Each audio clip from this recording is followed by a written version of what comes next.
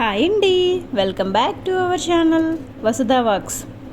ఈరోజు మన channel special వచ్చేసి టమాటా పొడి అండి.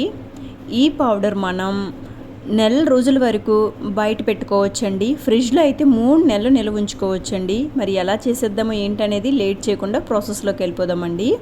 ఇగోండి ఇలా రెడ్గా ఉండే టమాటాలు తీసుకోవాలండి. కాయల్లో ఉండవైతే వద్దు, ఎందుకంటే కలర్ చేంజ్ అయిపోతుంటుంది. ఇలా నీట్గా కట్ చేసుకొని వాటర్ కంటెంట్ ఏం లేకుండా తుడుచుకొని ఇలా కట్ చేసుకోవాలండి. టమాటీలు అయితే ఇగోండి ఇలా మూలుగు తీసుకొని ఇలా కట్ చేసుకోవాలి. చాలామందికండి కర్రీస్లో ఇలా టమాటో వేసిన అవి పైన తొక్కలు ఉంటాయి కదండి, అవి తగిలిన నచ్చదు కదండి, గింజల్లా ఉంటుంది అని చెప్పి చాలా వరకు టమాటాని అవాయిడ్ చేస్తూ ఉంటారు. బట్ అటువంటి ప్రాబ్లం లేకుండా ఇలా పొడి చేసుకొని నిలవ పెట్టుకోవచ్చండి. 1 మంత్ వరకు అయితే దీన్ని ఫ్రిడ్జ్లో పెట్టాల్సిన పని అయితే లేదు. చేసుకొని ఉంచుకున్నామంటే ప్రతి కర్రీస్లోకి, ఇంకా మనం పొటాటో చిప్స్ అని ఫ్రెంచ్ ఫ్రైస్ అని ఇలా చేసుకుంటాం కదండి, వాటిపైకి వేసుకోవటానికి చాలా టేస్టీగా ఉంటుందండి. ఇలా కట్ చేసిన ఈ టమాటీని ఇలా ప్యాన్లో వేసి ఆయిల్ ఏమి వేయొద్దండి, డైరెక్ట్గానే ఇలా వీటిని బాగా వేయించుకోవాలి. ఇందులో ఉన్న వాటర్ అంతా ఇంకిపోవాలండి, అలా వేయించుకోవాలి.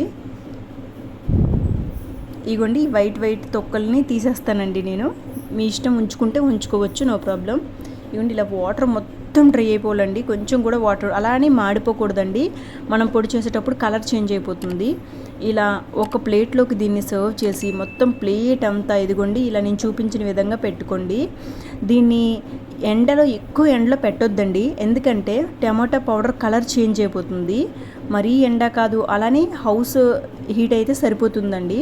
ఇగోండి నాకైతే 3 days పట్టిందండి ఇది డ్రై అవ్వడానికి. అలానే మరీ నీళ్ళలో ఉంచిస్తే బూజు పట్టేస్తుందండి, అలా చెయ్యొద్దు. ఇగోండి కొంచెం తడిగా ఉంది అంటే కనుక ఈ టైంలో మళ్ళీ ఈ టైంలో పెట్టండి. ఎండలో పెడితే ఏం లేదండి, బ్లాక్ అయిపోతుంది పౌడర్ అంతే. ఇగోండి నాకైతే బాగా డ్రై అయిపోయింది.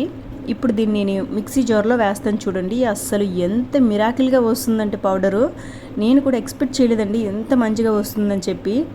ఇగోండి అస్సలు చిన్న వెట్ కూడా ఉండకూడదండి. ఇలా పొడిలా కావాలంటే ఇలా మెత్తగా చేసుకోవచ్చు, లేదు అంటే కచ్చపచ్చగా కూడా దీన్ని ఇచ్చేసుకోవచ్చండి. చాలా రెడ్గా వస్తుంది. ఎండలో పెట్టేశారంటే ఈ పొడి అనేది కొంచెం బ్లాక్ అయిపోతుందండి. బట్ టేస్ట్ అయితే బాగానే ఉంటుంది అండ్ కొంచెం ఫ్లేవర్ మిస్ అవుతుందండి ఎండలో పెడితే. సో ఎండలో పెట్టొద్దు, ఓన్లీ నీళ్ళలోనే ఇంట్లో ఉన్న హీట్ డ్రై సరిపోతుందండి. సో ఇదిగోండి ఎంతో టేస్టీ. ఇంక ఇందులో కారం కావాలంటే మనం మిరపకాయలని యాడ్ చేసుకోవచ్చండి. అంతే అండి, ఎంతో ఈజీ అండి. మీకు కూడా ఈ వీడియో యూజ్ అనిపిస్తుందని అనుకుంటున్నానండి. మీరు ట్రై చేసి ఎలా వచ్చిందో కామెంట్ సెక్షన్లో కామెంట్ చేయండి. ఇంకో వీడియోతో మళ్ళీ కలుద్దాం. Thank you.